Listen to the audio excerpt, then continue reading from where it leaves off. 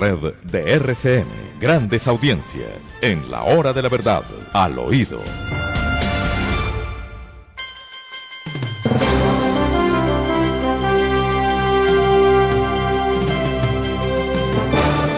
Amigos, tenemos que contarles al oído que lo de Qatar fue una cosa sorprendente, de unión de la gente, de alegría compartida, de felicidad y de alegría de todos. Qué lindo espectáculo. Ay, que el mundo fuera así. Ay, que nos pudiéramos entender. Y mire usted cómo un país abatido, dividido, empobrecido, como la Argentina, se une en un solo grito.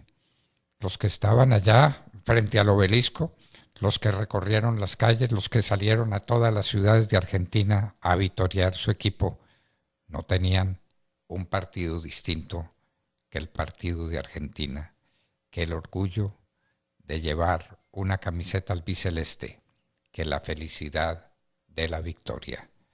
Argentina pudo estar unido, podrá estar unido siempre, siempre que haya altos designios, altos propósitos, que son los que los gobernantes tienen que mostrar, ¿no? De manera pues que esperemos que todo esto termine bien y que la llegada de los argentinos, triunfadores argentinos, sea una apoteosis y que la Argentina se encuentre consigo misma victoriosa y grande y que se dediquen a trabajar en lugar de dedicarse a destruirse y a odiarse, que ese definitivamente no es el camino. ¿No le parece, Damar? Pues ese es el camino, doctor Fernando, a pesar de las actitudes, inclusive de algunos en medio del mundial, pero el mensaje es bellísimo. El fútbol une los corazones, une a las personas y así quedó demostrado. Vaya celebración la de la Argentina, ¿no? Impresionante, realmente conmovedor. Todos unidos, todos felices. Argentina por encima de todo. Que mantengan ese espíritu. Argentina por encima de todo. Y a trabajar unidos. Que un líder muestre el camino.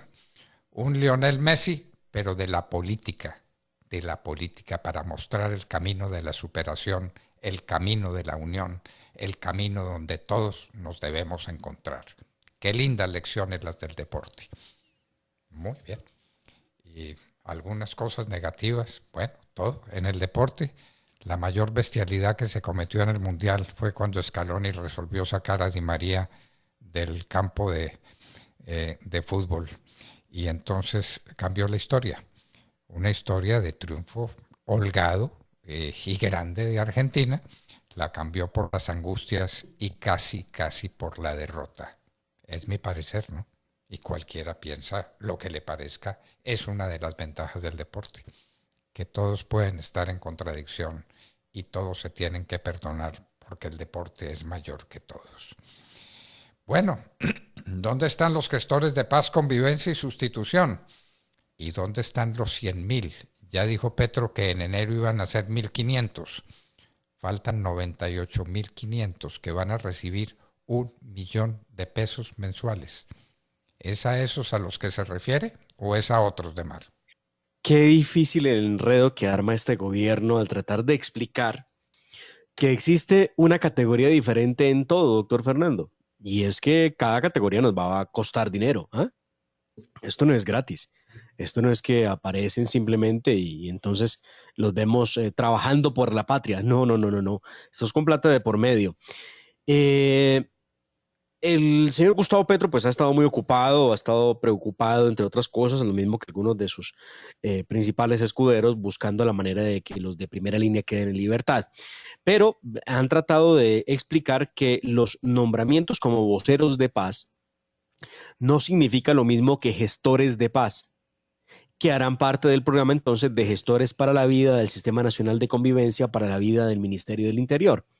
Ahora, voceros de paz son los jóvenes, los de primera línea, recuerden, ¿no? Los que van a salir antes del 24 de diciembre. Esos son voceros de paz. Gestores de paz son los 100,000 jóvenes que van a recibir 1 millón de pesos mensualmente. La delicia, ¿no?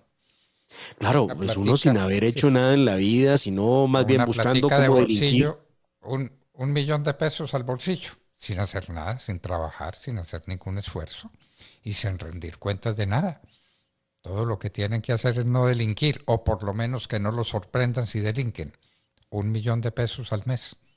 Eso es increíble. Eso es increíble. Pero Esto es bueno. gobernar para el AMPA. Los primeros 7 nombramientos de los que conocimos a finalizar la semana pasada, doctor Fernando, como voceros de paz, para que vayamos entendiendo el lenguaje, ¿no? Voceros de paz, que son los de primera línea, son Santiago Márquez, Andrés Bolaños, Adriana Esperanza, Laura Camila Ramírez, Juan Sebastián, Álvaro Andrés y Ever Inestrosa. Estos angelitos investigados por delitos como los siguientes: concierto para delinquir, tenencia de objetos y sustancias peligrosas, ahí perfectamente encuadra las bombas Molotov, las papas bomba, lanzamiento de objetos y sustancias peligrosas, lo mismo anterior, violencia contra servidor público, invasión de bien inmueble, perturbación en servicio de transporte público, colectivo u oficial, obstrucción de vías que afectan el orden público. Obstrucción, que valga recordarlo, provocó la muerte de cuando menos 2 menores de edad en medio de las protestas que llamaron ellos estallido social. Esos son los 7 delitos por los que se investiga a estas personas, que pues quedarán en libertad para cumplirle a los señores de primera línea. ¿Y cuántos más? Yo, ¿Y cuántos más van a quedar en libertad? Son 230, así que todavía tenemos una larga lista de personas que pudieran quedar en libertad. Muy bien, muy bien. Bueno, vamos porque no hay tiempo para perder. Que Rudolf Holmes le mandó un mensaje al gobierno de Petro, Sí, felicitándolo señor. por el aumento Sí. del salario mínimo o en qué sentido, Rudolf Holmes. Mire, pues Rudolf Holmes, doctor Fernando, se refirió a precisamente la idea del presidente Gustavo Petro, que no le dio por más, ¿no? Sino hablar de la cocaína y de la coca como una posibilidad para que sigan eh, trabajando, sembrando. Muy bien. Varias cosas ha dicho Rudolf Holmes en las últimas horas al respecto. Entre otras cosas, dijo lo siguiente: la propuesta de permitir el cultivo de coca mientras se va sustituyendo no implica que durante ese tiempo se va a tolerar el narcotráfico. Hace falta aclarar qué van a hacer con la coca cultivada mientras tanto. Conviene poner ya a las universidades a encontrarle usos legales, es lo que ha dicho Rudolf Holmes respecto del tema de la cocaína o de la coca, que no está claro. Y tiene toda la razón en su mensaje, ¿no? Sí, el presidente Petro dice, sigan cultivando coca, pero ¿y qué Sí, van a hacer las, con la hoja de coca? Obviamente él no dice ni que el Estado la vaya a comprar, ni que la vayan a convertir en pastas para el dolor de cabeza, lo que significa que si cultivan la coca es porque se la van a vender a quiénes, a los narcotraficantes. Y esa es la parte que no explica, o por lo menos la que no dice. bueno, el cultivo de coca es el comienzo de todas las desventuras y de todas las desgracias. ¿Cuánta coca tendremos sembrada hoy en Colombia? Yo tengo esa preocupación hace rato y nadie me contesta esa pregunta. ¿Cuánta coca hay hoy sembrada después de que Gustavo Petro en las Naciones Unidas dijo que eso no había que perseguirlo, que era una batalla perdida, que entonces no había que perseguirlo? Y se va a una reunión de cocaleros. Ha faltado a reuniones importantísimas de empresarios, ha faltado a reuniones fundamentales donde la gente quería hablar al presidente, pero se va a una reunión de cocaleros. Pero usted entiende la magnitud de eso, la magnitud de ese problema. El presidente de la República en una reunión de delincuentes. Los cocaleros son delincuentes. Manejar la coca en cualquiera de sus estadios, en cualquiera de sus manifestaciones, es un delito.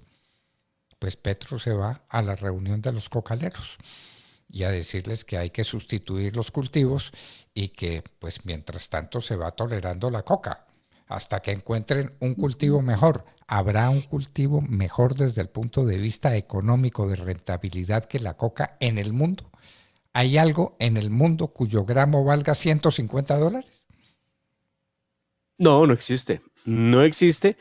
Y precisamente ahí va otro de los mensajes de Rudolf Holmes. Ha dicho, ¿quién sabe qué genio le ha dicho a nuestro presidente? Claro, porque él apoyó al presidente de Petro, que los narcos ya no traen la plata a Colombia, sino que la invierten en Wall Street, New York. Nada ha sucedido que pudiera explicar esa conclusión, a menos que sea algo que él sabe y no nos han contado. Porque sí, el presidente resolvió que los dólares ya no entran a Colombia. Bueno, las remesas, los dólares entran a Colombia, encuentra usted dólares donde quiera y los va a seguir encontrando mientras eso sea negocio y mientras los narcotraficantes necesiten los pesos para seguir produciendo, para seguir sembrando, para seguir alimentando el tráfico interno, la producción del clorhidrato de cocaína para mantener los laboratorios. Van a traer todo el dinero que se necesite. Y después verán qué hacen, si dejan su plata en Colombia o si buscan algún paraíso donde los reciban. Pues si los recibe Colombia, ¿por qué no los van a recibir en otra parte? Pregunto yo. Pero en fin, eso es lo que tenemos. ¿Y cuál es la enemistad de Petro con las vías 4G? Eso sí faltaba. ¿Qué pasa con ellas? Esto es increíble. Estaba desatado Gustavo Petro el fin de semana diciendo cuánta cosa se le venía a la cabeza y entre otras resolvió, voy a poner obviamente la grabación, pero resolvió decir que más o menos la construcción de las vías 4G es haber tirado un poco de plata para que beneficien a los más ricos de Colombia. Es absurdo, como si no todos hiciéramos uso y no somos los más ricos de Colombia. Escuchemos qué fue lo que dijo Gustavo Petro. Pero sí se van y se tiran un poco de plata en unas 4G de autopistas que solo sirven para importar productos de los puertos para matar la producción nacional en las grandes ciudades de Colombia. Quienes van por esas autopistas son las tractomulas cargadas de las mercancías de los dueños del gran capital en Colombia. Y no entiendo cómo aplauden, y los que aplauden son personas que estaban precisamente en Buenaventura, en uno de los principales puertos, que vive gracias a lo que se importa, doctor Fernando, y lo que se exporta, y hacen uso de ¿qué? De las vías 4G. Pero la gente aplaudía muy emocionada escuchando esto que acaba de decir el presidente Petro. Y de los camiones. Es que eso fue también, no contra las vías, sino contra los camiones. Los camiones transportan lo que no debieran transportar. Entonces, el resultado es claro, no importe nada, cierre la economía y entonces así produce bienestar. Señor Petro, eso se intentó en el mundo cuántas veces y se descubrió que el libre mercado, el libre tránsito de las mercancías, la competencia, la creatividad es lo que crea riqueza. Lo otro, eso que usted propone, que no haya camiones que vayan por buenas carreteras para llevar sus productos, es la negación de todos los valores constructivos de la economía. ¡Qué horror! Y qué horror, y está justificando el ataque a los camiones, ¿no? Y está justificando el cierre de las vías. Esto es una insinuación, una instigación para delinquir, me parece a mí. Después de estos proyectos socialistas, doctor Fernando, ya no hay que ver hacia Venezuela o hacia Cuba para saber cómo funcionan, porque estamos viviéndolo en Colombia. Pero estos proyectos tienen la misma estrategia y es la de jugar al amigo-enemigo, ¿verdad? Entonces, negros contra blancos, indígenas contra negros y blancos, los hijos contra los papás contra los educadores contra los papás, el empleado contra el empleador, el hombre contra la mujer o la mujer contra el hombre, porque todo el día alimentan la narrativa de el macho opresor y del patriarcado. A eso se dedican, fíjense con detenimiento en cada una de esas alocuciones o de esas intervenciones y se van a dar cuenta que hay algún componente de amigo-enemigo en lo que está diciendo. Bueno, ahora los enemigos son los camiones que transportan las mercancías, pero si ya lo hicieron, ya taponaron las vías, las tuvieron paradas cuántos meses y ahí estuvieron los resultados. No más producción interna, no, hambre, encarecimiento de los precios, dificultades para sobrevivir. Ya eso se hizo, señor Petro. Ya atacaron los camiones.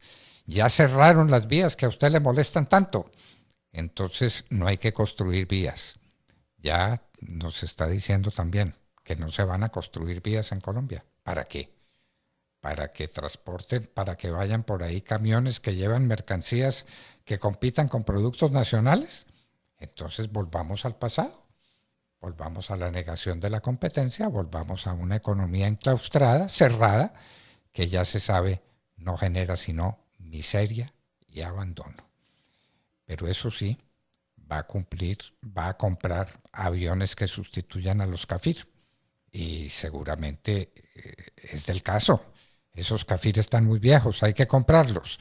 Pero al mismo tiempo que está comprando Cafir, está diciendo que los camiones son malditos porque transportan mercancías que compiten con productos nacionales. Bueno, ¿cuánto vale un avión de esos que va a reemplazar a un Cafir? Algo así como $80 millones, si no estoy equivocado.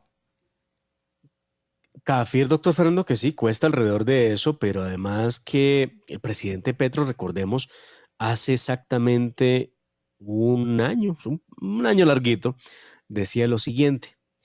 Respecto del anuncio que hacía el gobierno del presidente Iván Duque, que durante 4 años estuvo en la idea de negociar, pero luego las presiones de, entre otros, Gustavo Petro impidieron que se adquiriera la flotilla de aviones para reemplazar a los vetustos aviones Cafir que tenemos en Colombia.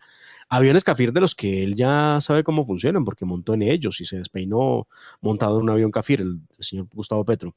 Había escrito Gustavo Petro hace más de un año: puede que mantener los Cafir sea más costoso que comprar aviones de guerra nuevos, pero este no es el momento para estos gastos. Colombia no tiene enemigos en el aire. Una amenaza externa para Colombia sería cibernética y por tanto deberíamos profundizar nuestra ciberseguridad. Eso opinaba el presidente Gustavo Petro hace un poco más de un año. Hoy ya opina una cosa diferente y hace el anuncio de una nueva flotilla de aviones Cafir para el país.